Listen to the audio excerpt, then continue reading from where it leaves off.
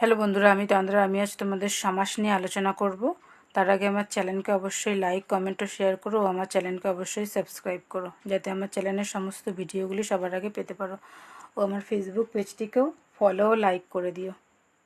আমার ফেসবুক পেজের লিঙ্ক আমার ডিসক্রিপশানে দেওয়া আছে। দেখো, আগের ভিডিওতে আমি সমাসের বেসিক কিছু জিনিস নিয়ে আলোচনা করেছিলাম, যেগুলো ছাড়া সমাস বোঝা সম্ভব না।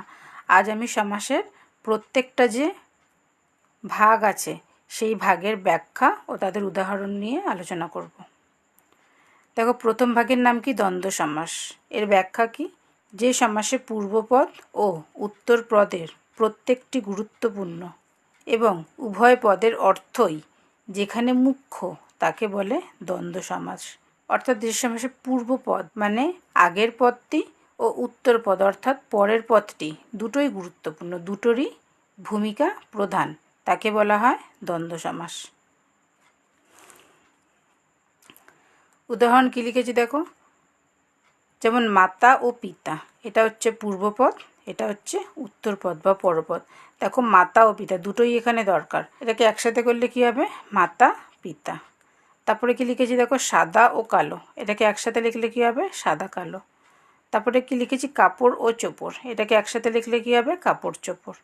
তারপরে কি লিখেছি? জায়া ও পতি, একসাথে লিখলে কি হবে? দম্পতি।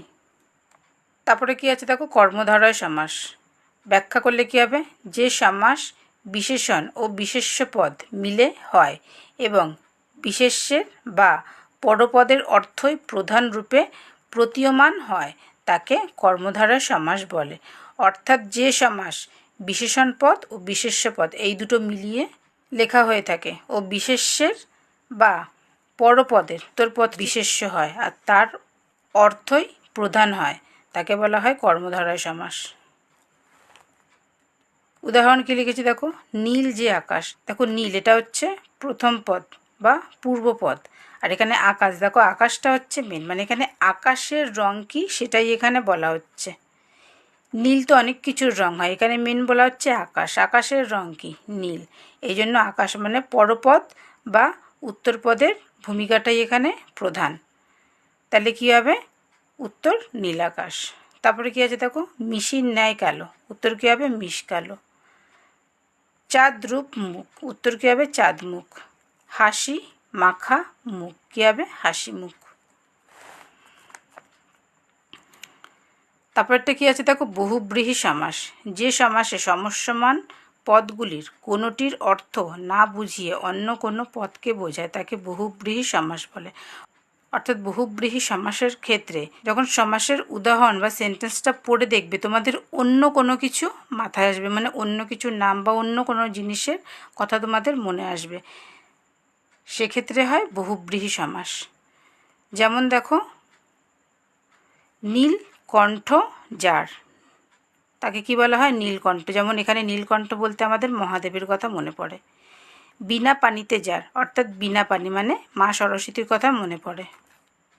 10 আনন যার, আনন মানে হচ্ছে মাথা, তাহলে 10 আনন যার মানে হচ্ছে দশানন, দশানন মানে কার কথা মনে পড়ে? রাবণের কথা। দুদিকে টান যার মানে হচ্ছে দোটানা, দোটানা মানে কি? মানসিক যন্ত্রণা যাকে বলা হয়। তারপরে কি আছে দেখো, দ্বিগু সমাস।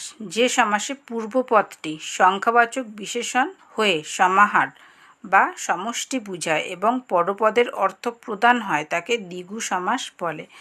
অর্থাৎ দ্বিগু সমাস হচ্ছে এমন একটা সমাস যেটা সংখ্যা দিয়েই শুরু হয়, মানে তোমাদের সেন্টেন্সটার প্রথমে সংখ্যা থাকবেই, সেখানে হয় দ্বিগু সমাস। যেমন দেখো, 3 প্রান্তরের সমাহার। দেখো, প্রথমে আছে 3, 3 একটা সংখ্যা, 3 প্রান্তরের সমাহার, উত্তর কি? তেপান্তর। তারপরে দেখো, চৌরাস্তার সমাহার। চৌ মানে হচ্ছে 4, 4টে, তাহলে চৌরাস্তার সমাহার মানে হচ্ছে যেটাকে বলে চৌরাস্তা, মানে যার চারদিকে মুখ বা পথ, অর্থাৎ সেই রাস্তা যার চারদিকেই পথ থাকে। তারপরে কি আছে দেখো, শতাব্দের সমাহার, কী হবে? শতাব্দী। তারপরে কি আছে দেখো, 6 ঋতুর সমাহার। দেখো, এখানেও আছে 6 ঋতুর সমাহার মানে হচ্ছে 6টা ঋতু, তাকে একসাথে কি বলে? ষড় ঋতু। আমি আজকে এটুখানিই বোঝালাম। পরের দিন তোমাদের এর পরের ভিডিওতে যতগুলো ভাগ বাকি আছে সেগুলো নিয়ে আলোচনা করব। ভিডিওটি ভালো লাগলে অবশ্যই আমার চ্যানেলকে লাইক কমেন্ট ও শেয়ার করো, আমার চ্যানেলকে অবশ্যই সাবস্ক্রাইব করো এবং আমার ফেসবুক পেজটিকেও লাইক ও ফলো করে দিও। Thank you.